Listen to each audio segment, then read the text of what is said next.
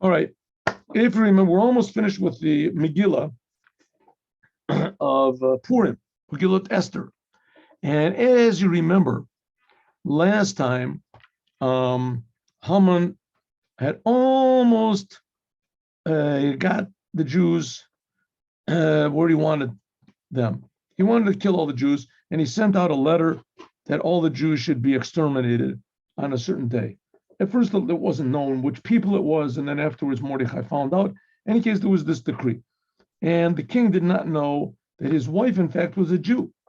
And the king had forgotten that Mordechai, who was a Jew, saved his life. But miraculously, the king couldn't sleep one night. Esther made 2 meals with the king and with Haman together. And after the first meal, Haman was really feeling great. I mean, he thought he was just, the top of the world. And that was the night that the king had this dream. And he dreamt, the king couldn't sleep, and he had his diary brought to him. And there was written clearly that Mordechai saved his life. And so the king said, okay, Haman, take Mordechai, put him on a horse, and drive him through the streets, and saying, this is what happens to somebody who king respects, wants to give him honor. And Mordechai does so. And okay, then they come to the second meal. And in the second meal, this is what we learned last class. I'm just making a short summary. They came to the second meal. And in the second meal, the king really praises Esther. She really likes Esther. And he says, listen, Esther, whatever you want, thanks for making these meals, but let's get to the point over here. Whatever you want, I'll give you. Anything. You want half of the kingdom, I'll give it to you. Anything you want. So she says, okay, save my people. So who are your people? Says, there's someone who made a decree to kill all of my people. I want you to save them. And he said, well, who is this? Who made the decree? And he said, Haman. Here he is. He's sitting right here. And the king said, wow, Haman. He was the one. Who's your people? The Jews. Oh, your people are the Jews. In other words, Haman wants to kill you. Haman, he did the same thing to the previous wife, Vashti. I really liked her. And Haman said, hang her, have her killed. So I did. I had her killed.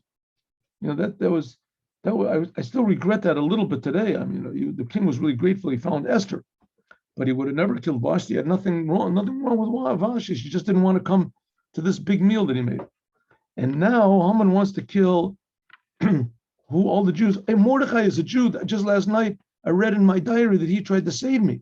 And someone comes in, all of a sudden someone's in, Charbonah, and he said, hey, look, there's a big gallows in Haman's backyard, and he wants to hang Mordechai on it. So the king goes out to get calm down, and Mordechai stumbles on the bed that Esther is on the bed. So he stumbles on top of Esther. So the king said, man, Haman, I mean, you're really out of your mind, man. I mean, what are you doing? Well, I don't understand. What is the point of what are you trying to do here? You're trying to kill my wife. You're trying to kill my best friends, and Mordechai to save my life. You're killing the Jews for no reason. And now you're trying to rape my wife right in front of me in my house. This is like, this is a new level of insanity. This is really, so the king gets all angry. So they cover Haman's face over. That's it. He's sentenced to death. And he says, take him and hang him on that tree, 70-foot high tree or whatever it is, 80-foot high tree. Hang him on it. Okay, so that's what happened, right? So they hung up Mordechai. And the king says to Esther, okay, what do you want? I killed Haman. You know what? Take all of his riches. Take the ring, takes the ring off of his finger, off of Haman's finger, before he has him killed. Take the ring. And now you've got all the power. You have all the money. Do whatever you want. And so Esther puts Mordechai over the house of Haman, in charge of all the money. And she says, but do me a favor, there's this decree that has gone out. And it just went out like yesterday, a couple of days ago. And the decree went out. And do me a favor and rescind the decree. He says, I can't. The king says, I can't do it. If I put out a decree, I can't to say that it's null and void. My signature was wrong. What I'll do is I'll make another decree, and this will give the right for the Jews to defend themselves and even to kill their enemies. The Jews can kill their enemies. What do you say about that? So Esther says, if that's the best you can do, that's great. Thank you, Your Majesty. So Ratzim Rochvei Arechesh Ashranim Yatzu Bevualim. So it says the messengers that were on whatever was on horseback and the Achashdranim and chariots, whatever, they went quickly with the word of the king, and the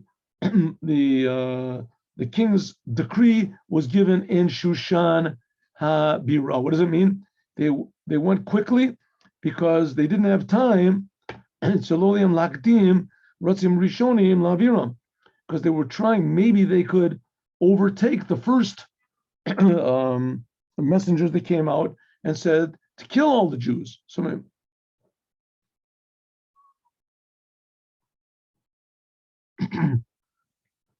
it says that they went out quickly, Mavualim. They went out as a Mavualim, like very, Mavualim means like, how do you say, I'm not confused. How do you say with the urgency? Oh, like tremendously urgent. They were urgent. Mimarim Mordechai was urging them lasot mehera to go fast because lo yalim panai, because they didn't have time. They didn't want to waste any time. Shahoyalim lahakdim. They were going to try to precede the first runners that went out. Now the first runners, they went out with a message to kill. It ended up to kill all the Jews in like 12 months' time. So they weren't really that pressed, to get out quickly. On the other hand, it was a decree of the king, so they did have to go quickly. But the second ones, they had two things. First of all, it was a decree of the king. And second of all, it was urgent. They had to try to get there, to try to get to the people before the first one. So it wouldn't come into people's minds at least 1 minute that you should kill all the Jews.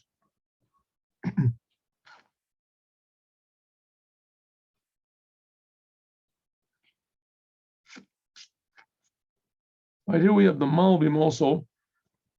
The Malbim is going to be very interesting, but we'll learn some of the later where the Rashi doesn't comment. We'll learn what he says. But Mordechai went before the king in the garments of royalty. Tach tchelet b'chur, like with crimson garments, and chur, another ateret zav, with a crown of gold, Gedola, big crown, Takrich boots, and boots can mean several things. It can also mean like fine silk, and sometimes boots also means fine wool. In any case, for argaman is another color, like what did I say, crimson or violet or something. And the Ir Shushan Tzaleh B'Samecha, and the city of Shushan was very, very happy. Was very, very tzahal v'simcha. This is one of the sentences, by the way, we say out loud.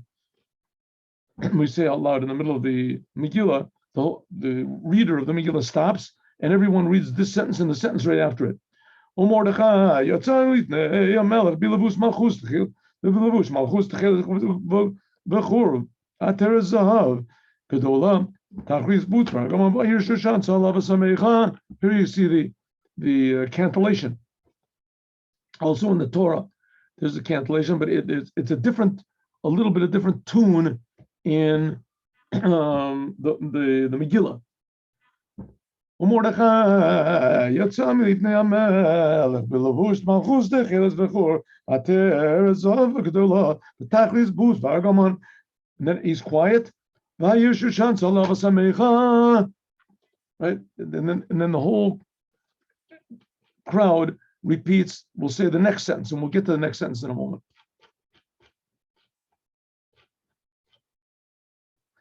Rashi Tachrich boots.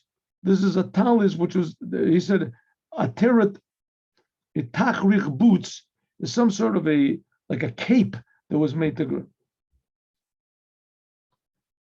The Malbim says, Meir Labush Ben Meir, something I can't remember his last name.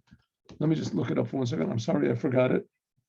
He lived not that long ago, the Malbim. Malbim lived like about something like 150 years ago. 1 minute. No. Excuse me, let me just look this up. I'm sorry that I forgot.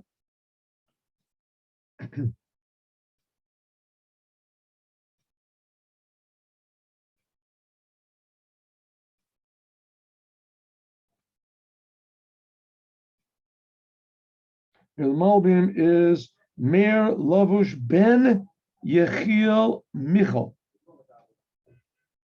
And his last name was Weezer. Meir Lavush Michal. Right. He was in the Ukraine, but the most of his time that he was in like Romania, I think. He had a lot of trouble from the Reform Jews, or whatever you want to call them, that were there. And he wrote this amazing commentary on the Torah. Right, he died in like 1879.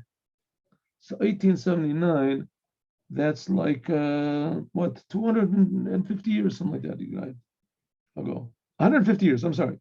150 years ago, he passed away. That's what he was living about that. Okay, the Malbim. Anyway, he says that a Malbim, the Malbim says that Mordechai went out in front of the king.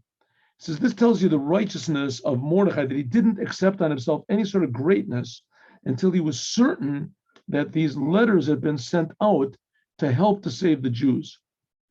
And that's when it says that the city of Shushan was happy, because this fulfills what it says in Proverbs. But Rabot Tzadikim, when there are many righteous people, Yismach Am, then the people are happy. Shagam Amim, in other words, what is Am? Not just the Jews. Everyone is happy because Mordechai was victorious. In other words, it's good for the whole entire world. This is the second sentence we say in. We also say this in Havdalah. La Yehudim hayasara v'simcha v'sasam v'yakar. To the Jews, La Yehudim hayasara v'simcha. There was light and joy and rejoicing, happiness and glory. And here we have an interesting thing from Toldot Aaron. Toldot Aaron says that the Jews had Ora v'simcha. What's Ora? Ora is Torah. The Jews were rejoicing with the Torah. They had sort of left the Torah in the time of, Achashverosh. They thought that maybe God left them, so they just sort of left God.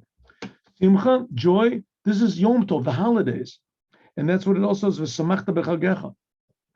Sason, this is the circumcision, and that's what it says in Tehillim. Sas anochi alei motecha. I rejoice all your. There's all these four things. Again, v'yakor. This is tefillin. This is tefillin. This is a sign on the head. Okay, these are four things, especially that non-Jews also do, and this separates. It separates out the Jews from the non-Jews. It singles out the Jews. Why? Because this is Torah. Torah. Non-Jews also have their different Bibles and their different books. Yom Tov, non-Jews also have their holidays. Mila, circumcision, non-Jews do the circumcision. I know in America, all the children are circumcised, right? Non-Jews, circumcised. They're circumcised. And Yakar, they have tefillin. Non-Jews also have their signs, their icons, and their whatever is the things that they hang around their neck, the signs of their religion. It says, but the Jews, it's different. Why is it different? Because the whole idea of the Torah is that God gave himself to the Jews. And through the Torah, as we learn how to give ourselves to God. By all the other Bibles of the world, this is what they can receive from their religion. It tells them what to do so they'll go to heaven. And by us, our Torah is to teach us what we can give to the Creator. Same thing with joy. Joy that we have on Yom Tov is not the joy that we get because it's a happy day. It's a joy that we can give. We're thankful to God for what He gave us in the past. We're returning back to God this good, the miracles that God did for us. Sason is the circumcision. By the non-Jews, I said they do circumcision, but they do it also for selfish reasons. They say, claim it's healthy and it's better, it prevents certain diseases. But the Jewish people, they do circumcision. Why? Because this is a serving of God. It's a covenant. It's an agreement between them, the Jewish people, and God. And this agreement is when the child is 8 days old. In other words, it's in his flesh already before he even knows how to think. This is the covenant between the Jewish people and God, that they're willing to give everything, including to have pain in their life. Not only that, it says that the circumcision, it minimizes, it lessens, makes a little bit less the pleasure that people get from that area, right? Sexual pleasure, it says that it limits it. So, is it worth it? A thing like that? Yeah, if it's going to make you healthy, keeping a longer life, so I guess so. But the Jews don't do it because of health. They don't do it to receive anything. They do it in order to give themselves and put themselves in this covenant with God that they're going to do anything for the sake of the Creator, even if it hurts them. Pain. The yakar, by the way, in Jewish circumcision, they don't make anesthetic. They don't use anesthetic. Yakar, that's tefillin. The non-Jews have their sign, but the Jewish people, this is the sign of the Jews, is to link our thoughts and our heart. One is on the head, one's on the arm, to the Creator of the universe. So these are 4 things that singled out the Jews from the non-Jews, and that's, you have to remember that if Haman would have succeeded in his evil plans, there would be no more Jewish people. That would be it. The Jewish people would have been gone. There wouldn't have been one Jew in the world. He wanted to really exterminate all the Jewish people, and he had the ability to do it, and everybody was with him. And all of a sudden, we'll see miraculously, at the last second, everything just turned around. And one of the reasons everyone wanted to kill the Jews was exactly this, because the Jews are different in their life purpose to serve the Creator.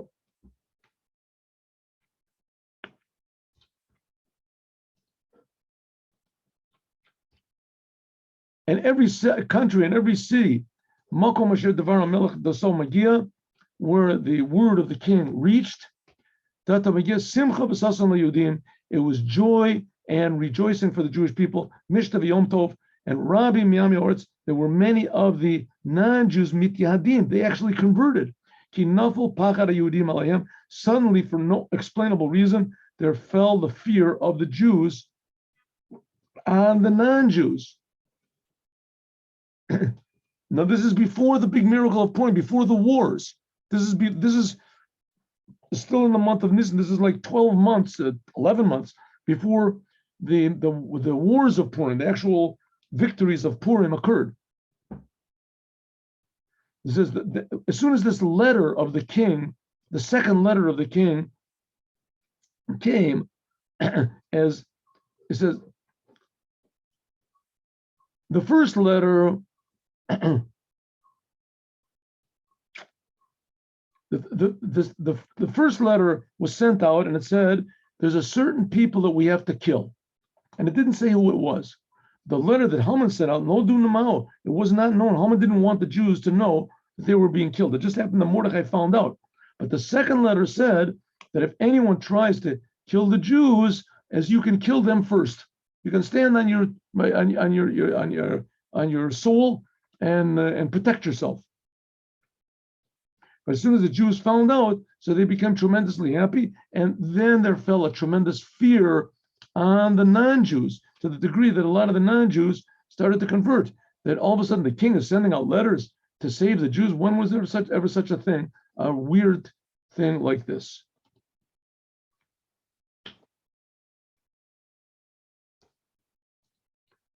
I still haven't really gotten the trick of this whole thing. One second.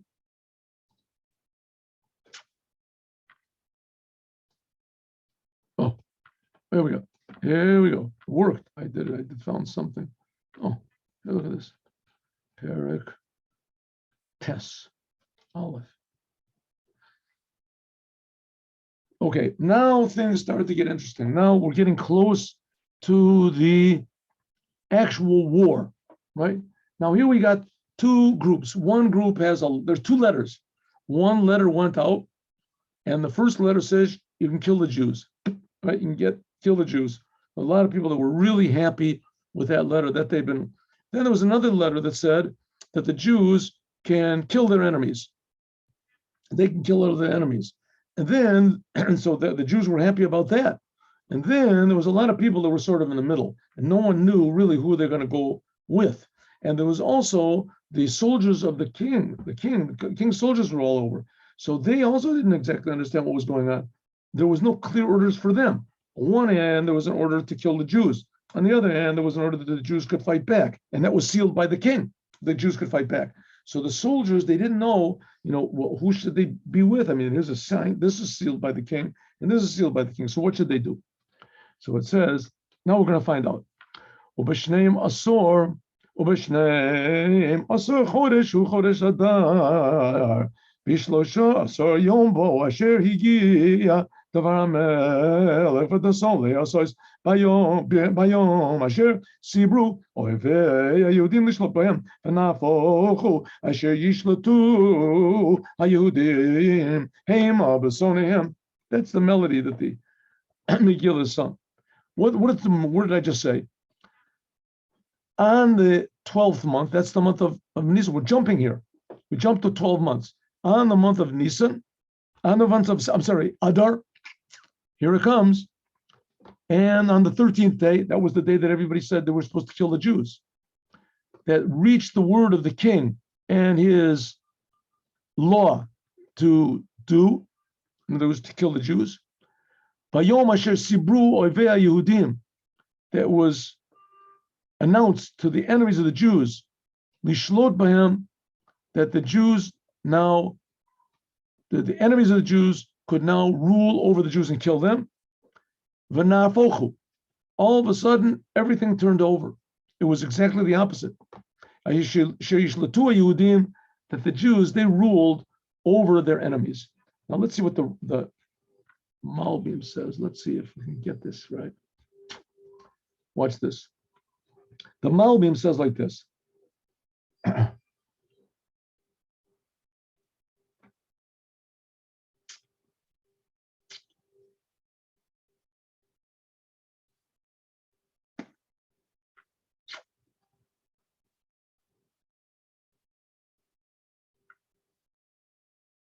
Okay, again he repeats. The letter that Haman sent out, it wasn't exactly clear to kill the Jews, but everybody came to understand that. The letter which was sent out by Mordechai, this said clearly that the Jews could take revenge. And so now, what's going on over here? So it says, first of all, that came the time of the king to do. Then it was revealed also what was in the letters. In other words, that the Jews were now the target. The Zoshenis in the second letter was the time to do. It wasn't possible on that day to do nothing. There were two letters clearly saying you have to do something. On one hand, it says that the Jews had power to kill their enemies. On the other hand, it said that anyone wanted to could kill the Jews. So to just stand around and do nothing, they couldn't. 1 second, excuse me. All right, let's just get down to here. It says, down here, the Malbim says, Bayom asher sibru oivei haYehudim lishlot b'hem, the day when it was advertised to the enemies of the Jews that they could rule over the Jews. Right? That's the 13th. That was the first letter that was sent out right in the beginning of the Magila, right? So listen to this, what he says. Sheyom haya gorim, that this day was a special day that the non-Jews could rule over the Jews. And now God showed his tremendous, hashgacha, his direction, how God is really directing every detail of the world. Because not only did the enemies of the Jews not defeat the Jews, I skipped, I'm sorry. I wanted to do this here. Watch this. This is what I wanted to. This is what I want. Right? Here's the big miracle, right? Here. The miracle was, like, a person could not just sit and do nothing. Either you had to be against the Jews or you had to be with the Jews. Now, who was going to win? Who was going to defend? It says this was the word of the king said that you have to do something. You have to fight. You have to fight, and you have to either fight on one side or the other. But the how do you say, the luck, the spiritual force of that day was for this saving the Jewish people. Saving the Jewish people. Why? Because this is what I want to say. Al pi mazel, according to how the zodiac worked, right? If you looked at the chart of where the planets were and everything, there was a tremendous hashgacha, because according to the mazel, the spiritual, how do you say, the zodiac, what's how do they say the word? Anyway, the Jewish people was the lowest. The Jewish point where the Jewish people, the luck of the Jewish people was at its, what do they call it? Perigee, and the lowest it could possibly be. This was like the most unlucky month it could possibly be for the Jewish people. Haman knew what he was doing. Incidentally, I don't know if you know it or not, and I don't know if it's true, but at least that's right, that Hitler had a whole staff of astrologers that told him all which moves to make. At one time, I used to be into astrology a long time ago. Not really very seriously, deeply into it, but I was into it. And I read a few articles about where his astrologers made their mistakes. And there's other people that say that they didn't make any mistakes at all. They were exactly, the astrologers were exactly right. He should have won everything. And so all of a sudden, and this is the same thing with Haman. Neged ze kochab Amalek. This is the star, the spiritual influence of Amalek was the highest, the enemies of the Jews. Therefore, Haman decided that day and that month. That's why it said that this day was what caused that a big miracle for the Jewish people. Because not only did the enemies of the Jews not defeat the Jews, but it was exactly the opposite. From one end to the other, that the enemies, they were from the highest of highs that they could possibly be to the lowest of lows. Now these people, it's like, when the Germans, they went into war, this was Amalek, right? They just killed everybody. They were like really good at it. They were really good at killing people. They had the best weapons and the best tanks and the best trained men and the best pilots, and they were tremendously motivated, and they had been practicing, killing people before there was even any war. Before they blitzed in, nobody knew what was going on. These people were excellent murderers. They just loved it and they were good at it, and they practiced it so they'd even be better. Well, that was the same thing over here in the time of Haman. Not everybody hated the Jews, but those people that did, they were really, into it. That was their whole life. They trained and they worked. They traded war secrets or whatever it is. And not only did they, and the Jews on the other hand, they weren't trading for war.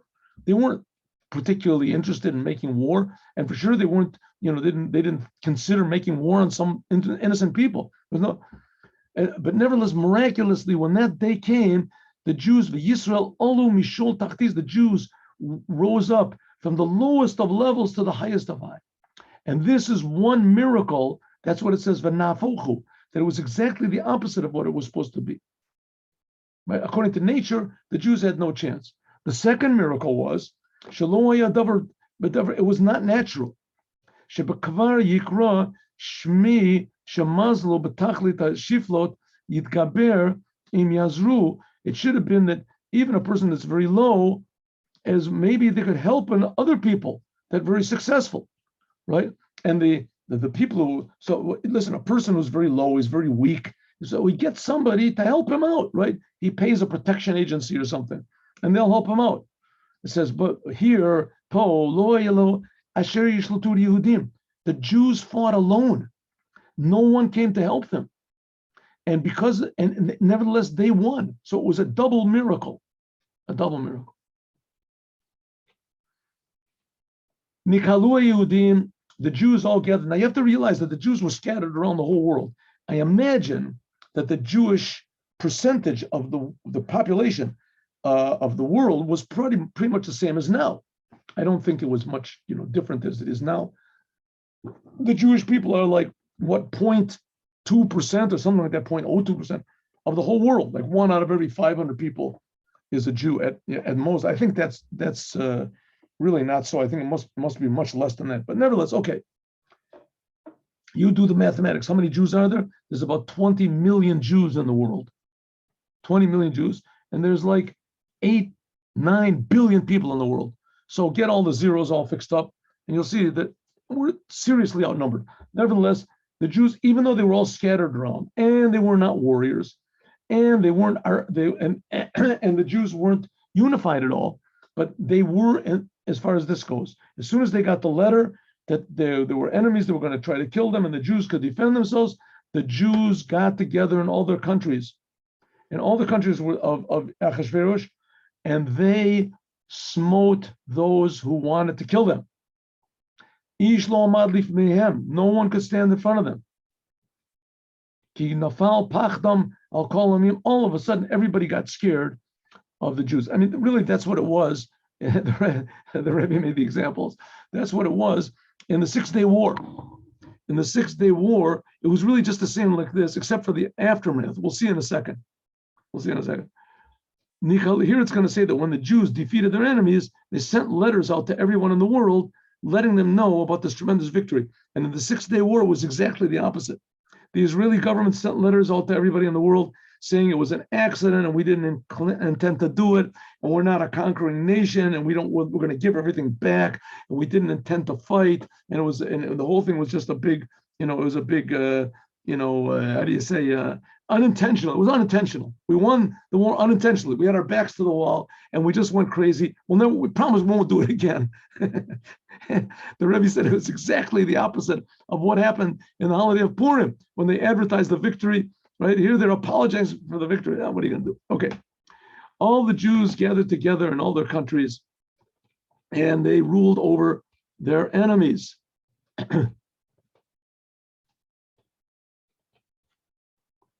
All the ministers of the countries and the Achash Darpanim, another type of ministers, whatever they are, and important people, and the Pachot, another type of people that do this work for the king, the Menassim at the Yehudim, all of a sudden, everyone started helping the Jews. Because now they're afraid not of the Jews, they're afraid of Mordechai. Those people who were appointed to do all the needs of the king, right? And the king's ministers or his workers, all of a sudden they became afraid of Mordechai. They were afraid that Mordechai had spiritual powers or godly powers. They saw that God was with him. And then all of a sudden Haman, everybody was afraid of Haman. Everyone's bowing down to Haman, right? And suddenly, because Haman tried to touch Mordechai, he built a big gallows for Mordechai. So all of a sudden everything just trapped. And the gallows that Mordechai was supposed to, anyone thinks about Mordechai, you see what happens. Even Haman, who he was the top of the top, he was the big, henchman, and all of a sudden he was hung. And not only was he hung on the thing, the same gallows that he wanted for Mordechai. So everyone was afraid of Mordechai, whatever Mordechai does. So now all of a sudden everybody's helping the Jews. Because Mordechai was great in the house of the king, and his name, his reputation went out in all the countries. Because Mordechai holech v'gadol, because Mordechai got greater and greater. Everybody learned, and especially what was Mordechai's whole thing? The whole thing of Mordechai was Torah. That was the whole thing of the Torah. It's the same thing with the Lubavitcher Rebbe. The essence of the whole greatness of the Lubavitcher Rebbe is Torah. I mean, the greatness is his love of all mankind and his spreading out Judaism everywhere and his fearlessness. But it's the same thing with Mashiach. If you look in the Rambam, the main thing of the Mashiach is that he knows the whole Torah, he learns the whole Torah, and does the whole Torah. So the greatness of Mordechai was because that they realized that the Torah is really a powerful thing. It's not just a book in the library. It's not just some book that the Jews had a long time ago. Now it doesn't work anymore. Suddenly they realize that the whole power, and that's what it says, the Yudimoya, Ora v'simcha. Ora is Torah. Ora v'simcha v'sasam Torah. Ora is the Torah. We're going to see it, but we won't do it today. We'll have to do it tomorrow. That only now did the Jews really accept the Torah. The holiday of Purim occurred about 1,000 years after the Jews received the Torah. 1,000 years after the Jews received the Torah, that was the holiday of Purim. And it said it took all that time. The Jews didn't really get the whole point of the Torah until the time of Mordechai.